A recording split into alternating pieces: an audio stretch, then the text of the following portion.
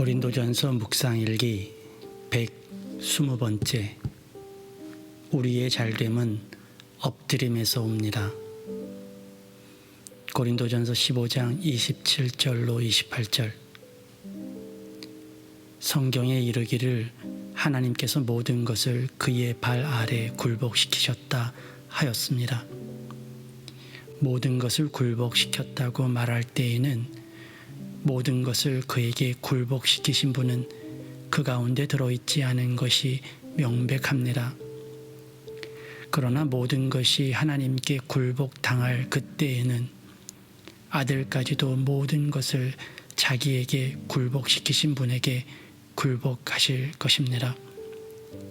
그래서 하나님은 만유의 주님이 되실 것입니다.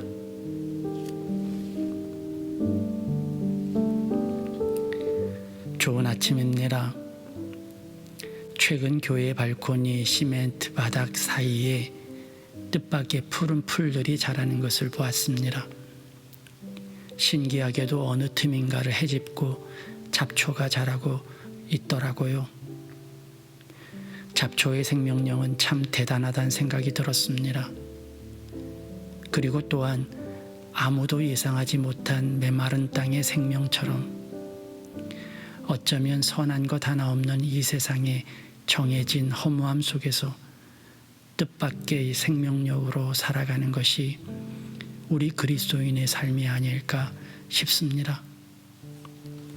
불쾌지수 높은 무더위 속에서 시원한 냉수 같은 청량감으로 오늘을 사는 우리 되기를 기도합니다.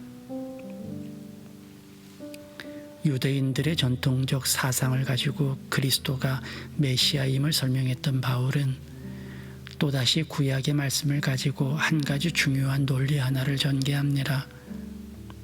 인용된 구약은 유대인들의 선망의 대상이었던 다윗의 시편인데요. 시편 8편의 말씀입니다.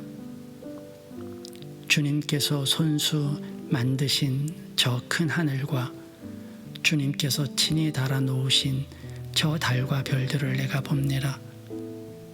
사람이 무엇이기에 주님께서 이렇게까지 생각하여 주시며 사람의 아들이 무엇이기에 주님께서 이렇게까지 돌보아 주십니까? 주님께서는 그를 하나님보다 조금 못하게 하시고 그에게 존귀하고 영화로운 왕관을 씌워 주셨습니다. 주님께서 손수 지으신 만물을 다스리게 하시고 모든 것을 그의 발 아래 두셨습니다. 이 말씀은 인간의 만물 통치권에 대한 것이죠. 창세기 1장은 하나님께서 천지를 창조하시고 첫사람 아담에게 복을 주시며 하신 말씀을 기록하고 있죠. 창세기 1장 28절. 하나님이 그들에게 복을 베푸셨다. 하나님이 그들에게 말씀하시기를 생육하고 번성하여 땅에 충만하여라. 땅을 정복하여라.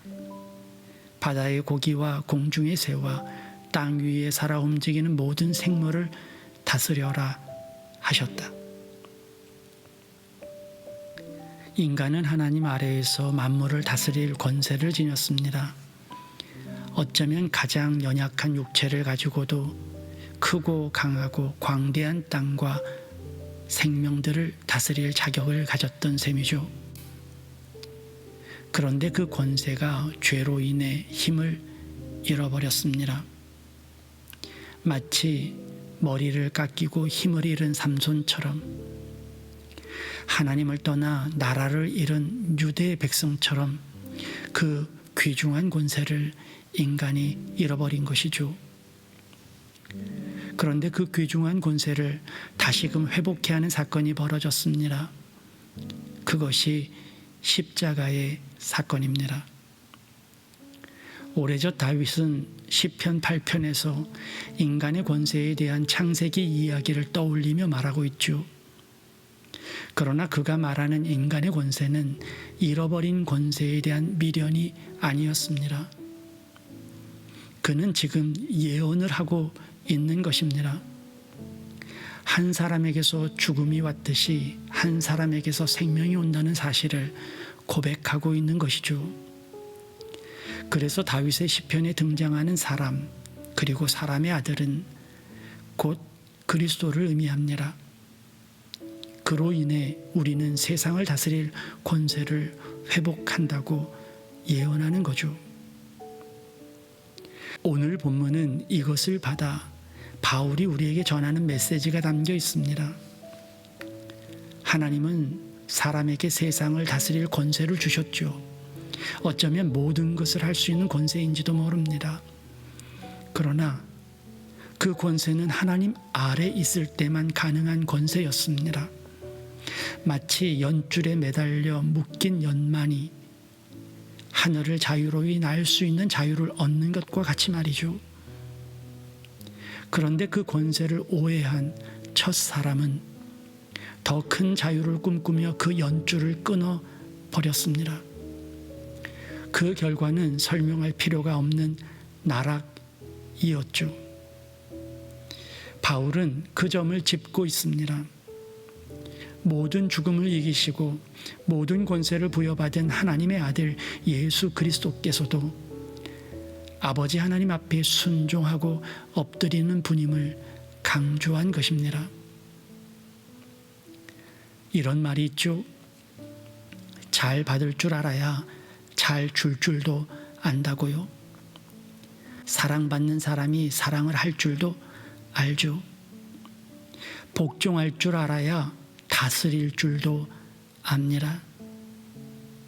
가끔 말단 사원으로 시작해서 사장이 된 입지전적인 인물들의 이야기를 들을 때가 있죠. 이들은 다른 이들의 후광에 힘입어 낙가산으로 갑자기 임원이 되고 사장이 된 이들보다 존경을 받습니다. 물론 사람마다 차이는 있으니 일반화시킬 수는 없겠죠. 그럼에도 그들이 존경받는 이유는 아마도 현장을 알기 때문이 아닐까 싶어요.